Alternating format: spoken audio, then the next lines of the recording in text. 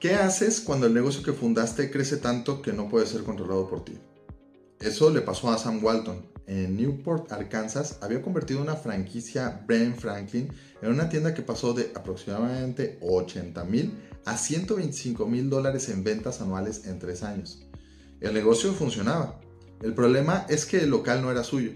Cuando terminó el contrato, el propietario decidió no renovarlo y entregó el establecimiento a su propio hijo.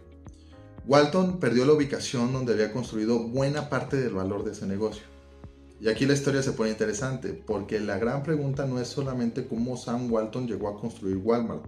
La pregunta es cómo pasó de dirigir tiendas pequeñas, dependientes de su presencia, a participar en la construcción de una organización que al final de su vida tenía cerca de 371,000 asociados y 1,928 tiendas y clubes. Y también hay que hacer otra pregunta. ¿Qué costos y tensiones produjo ese modelo? Porque si solo vemos el tamaño de Walmart, nos perdemos buena parte de la lección. Después de perder Newport, Walton se trasladó en 1950 a Bentonville y abrió Walton's 5 and 10. No sabemos con precisión todas las alternativas que evaluó en ese momento.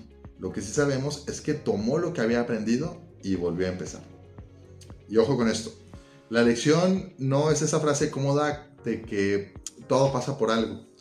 Walton perdió un activo específico, pero no perdió el conocimiento que había acumulado sobre clientes, precios, operación y comercio minorista. Eso es muy distinto. Durante los años siguientes, Sam y su hermano Bud fueron ampliando su red de tiendas. Para principios de los años 60 controlaban 16 franquicias Ben Franklin en Arkansas, Missouri y Kansas. Pero conforme crecían, apareció un problema muy concreto. Las tiendas estaban dispersas. Walton incluso aprendió a pilotar para poder visitarlas y buscar nuevas ubicaciones. Eso funcionaba obviamente cuando la red era relativamente pequeña. Pero pregúntate algo. ¿Qué pasa cuando el crecimiento de una empresa depende de que el fundador tenga que estar físicamente en todas partes? Entonces no tienes una empresa escalable. Tienes un líder convertido en cuello de botella. El siguiente gran cambio llegó cuando Walton quiso llevar más lejos su lógica de precios bajos. Él ya había experimentado con una idea: reducir el margen por producto para vender más volumen. Según el expediente, propuso a Ben Franklin disminuir de forma importante los márgenes, pero la organización no aceptó. Entonces tomó una decisión importante: salir del sistema y construir su propia cadena de descuentos. El primer Walmart entonces abrió el 2 de julio de 1962 en Roger, Arkansas. 5 años después, la familia Walton tenía 24 tiendas y ventas de $12.7 millones. Pero aquí es donde se enfrentan al mayor reto, porque abrir tiendas no era todavía el verdadero problema. El problema era mantener precios bajos mientras la empresa crecía. Y eso no se resuelve con una frase inspiradora. Si quieres vender persistentemente barato, necesitas que compras, inventarios, distribución, gastos, personas e información funcionen bajo la misma lógica. No es solo una estrategia comercial, es una forma de operar. Walmart se incorporó formalmente en 1969 y salió a la bolsa en 1970. El acceso a capital ayudó a financiar la expansión. En 1971 estableció un centro de distribución y oficina central en Bentonville. Y en 1972 ya tenía 51 tiendas y $78 millones en ventas. Para 1980 había superado los $1,000 millones en ventas anuales. Lo importante no son solo las cifras, lo importante es lo que esas cifras obligaron a cambiar. Walton tuvo que dejar de depender solamente de su presencia personal. La empresa reclutó administradores, desarrolló incentivos como participación en utilidades y oportunidades de propiedad, fortaleció distribución, creó sistemas de información y utilizó elementos culturales para alinear a miles de personas. Los empleados eran llamados asociados. Había reuniones de reconocimiento, porras, visitas a tiendas y rituales. Algunas cosas podían parecer extravagantes. Por ejemplo, Walton llegó a hacer el hula en Wall Street después de perder una apuesta relacionada con una meta de beneficio antes de impuestos. ¿Esto era solo espectáculo? El expediente sugiere algo más interesante.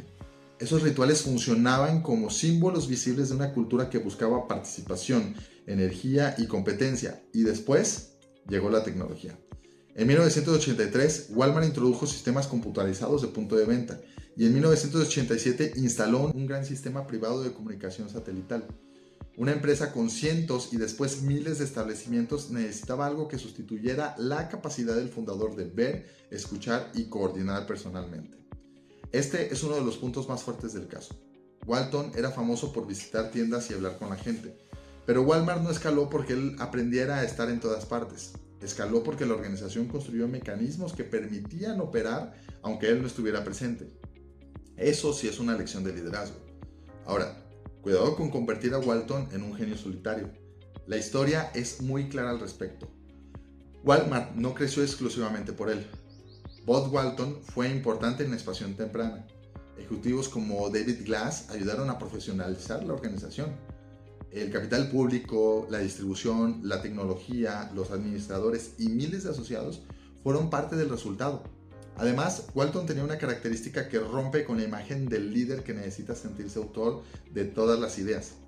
Él observaba a sus competidores y tomaba prácticas que consideraba útiles. Sam's Club es un buen ejemplo. Price Club, creado por Surprise, existía antes. Walton estudió ese modelo y reconoció haber tomado numerosas ideas de Price. En 1983 abrió el primer Sam's Club.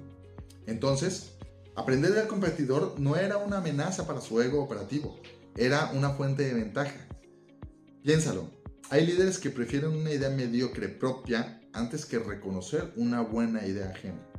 Walton parecía comportarse de otra manera: observar, aprender, adaptar y ejecutar. En 1988, Walmart abrió su primer supercenter. Ese mismo año, David Glass asumió como CEO y Walton permaneció como presidente del consejo. La sucesión, por lo tanto, no ocurrió de golpe después de su muerte. Empezó mientras él todavía podía influir en la organización. Hacia 1991, Walmart ya había alcanzado la posición de mayor minorista de Estados Unidos. Pero un caso de liderazgo serio no termina diciendo, mira todo lo que logró. También hay que mirar lo que el modelo puso bajo presión. La disciplina de precios bajos exigía una presión permanente sobre costos, productividad, proveedores y mano de obra. Existen registros acerca de críticas sobre los efectos en ciertos comercios locales y una cultura corporativa fuertemente opuesta a la sindicalización. Muchas controversias conocidas de Walmart ocurrieron después de la muerte de Walton, así que sería incorrecto atribuirle personalmente cada práctica posterior. Sin embargo, algunas tensiones sí tienen raíces en el modelo de desarrollo durante su liderazgo. Ahí está el contrapunto. Una fortaleza extrema puede producir también su propio riesgo. De este caso, yo extraería básicamente 4 lecciones.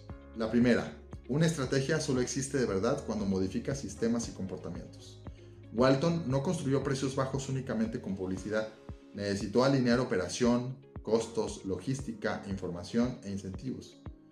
La segunda, escalar existe sustituir al líder por mecanismos. Si todo depende de que tú estés presente, apruebes, revises o resuelvas, no has construido capacidad organizacional, has construido dependencia.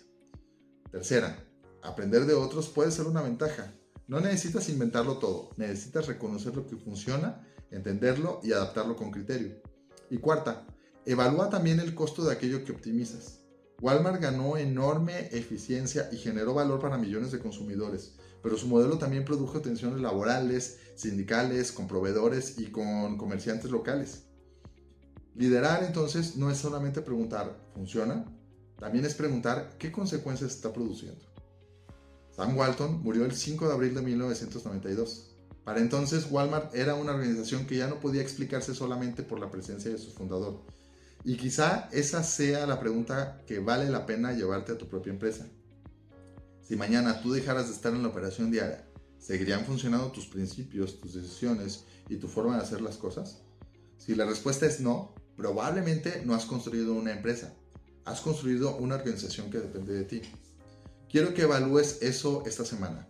Identifica una actividad que hoy depende demasiado de tu presencia y pregúntate qué sistema, información, proceso, incentivo o persona debería existir para que funcione bien sin ti. Porque crecer no es estar en más lugares, es lograr que la organización funcione bien, aunque tú no estés en todos ellos.